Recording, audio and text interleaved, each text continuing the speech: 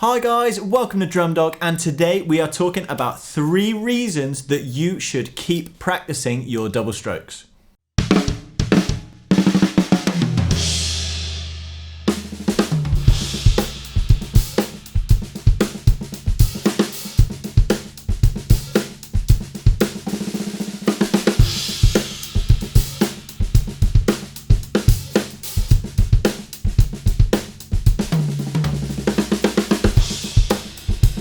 Now, anyone who's played double strokes for the first time knows how challenging it can be to bring them up to speed and get them sounding even.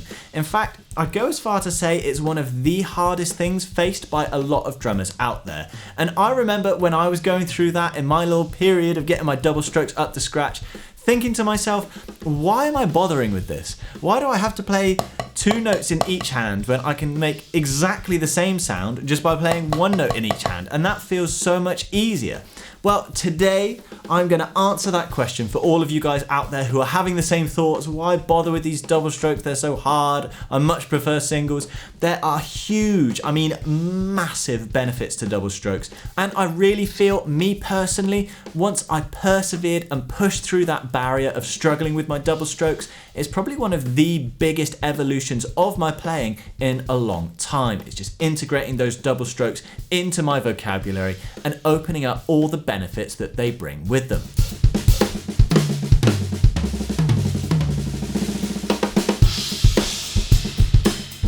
And that leads me on to point and benefit number 1, and that is conservation of energy.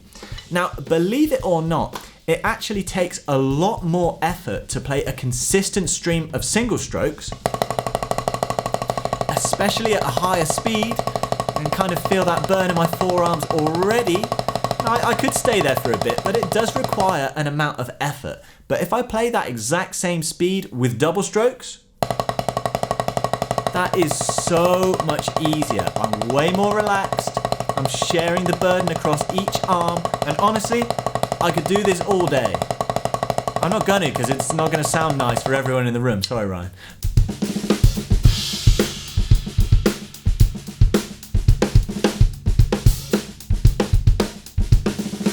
But on a serious note, that conservation of energy can really help us in a lot of situations on the kit where we can get the same sound for way less effort. And I think we can all agree that sounds like a benefit that can be worth it.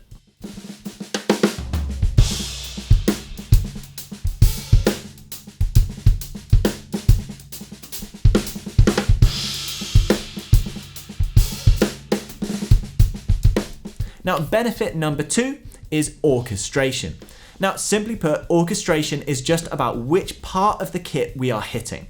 Now, there are certain orchestrations of, say, fills, which when we play as single strokes can be a bit of an arm twister, and we're trying to get around and it feels awkward and we end up crossing over our hands.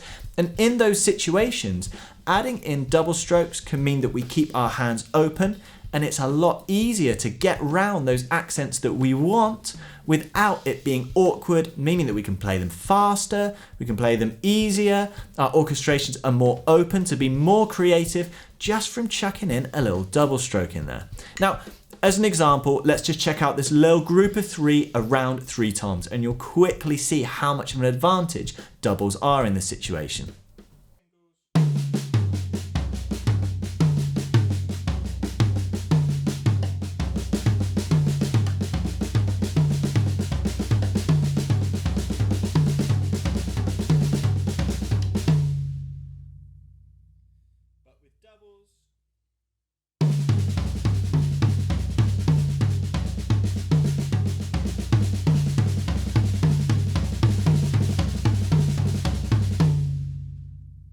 Now, obviously that is just one example there, but there are plenty of situations I can think of where singles are just a little bit awkward to stick.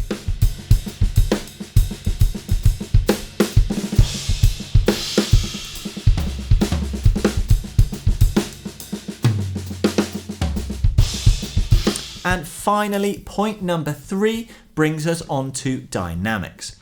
Now, dynamics are the volume that we're playing at, and our dynamic range the difference between our loudest note and our quietest note can be one of the most dramatic things that we can bring to the kit as a player.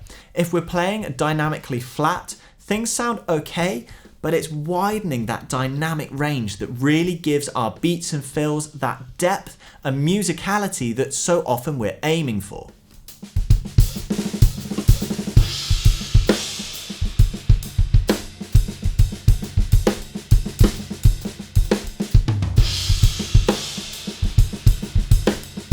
Now, doubles help us massively with that dynamic range. While we can still play singles with dynamics, it can be a little bit more challenging to keep those accents so much louder than those ghost notes while we're playing the same thing with each hand. But by adding in these double strokes, while one hand is playing two notes, the other hand has so much more time to get more stick height before it comes down for that accent. A perfect example of this is this simple fill around a kit. Here it is as singles.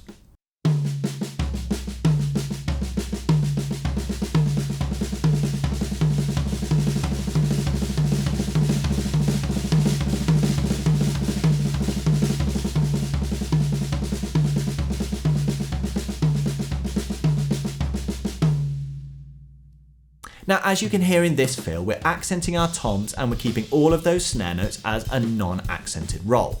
But as we build the speed up with those singles, it's really hard to keep the snare quiet while the right hand's playing those accents and then a non-accent snare in between every single one.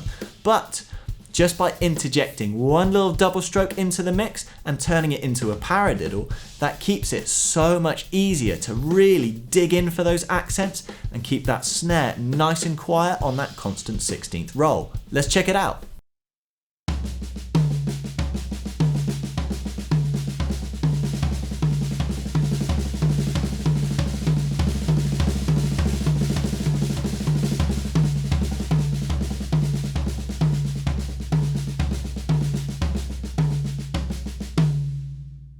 Now, this rudimental approach to getting fills around the kit, just by interjecting a couple doubles, can really help keep that constant supply of 16ths underneath, under the radar, while those accents really rain through to give that fill that depth and musicality that we so often hear from more advanced drummers.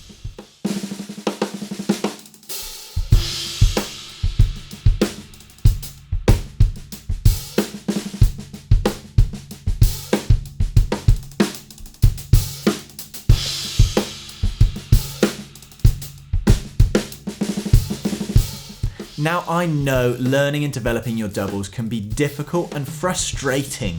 I think the frustration is the worst point of it when you feel like you're just not making that progress, but these three reasons are reason enough to persevere, stick with it, and trust me, if you put the effort in, you will see the rewards. If you're looking for a little bit of help with your double strokes, then check out our previous guest lesson from Ralph Roll here, and check out our website drum.dog, where we cover doubles in depth on our technique workshop lesson pack.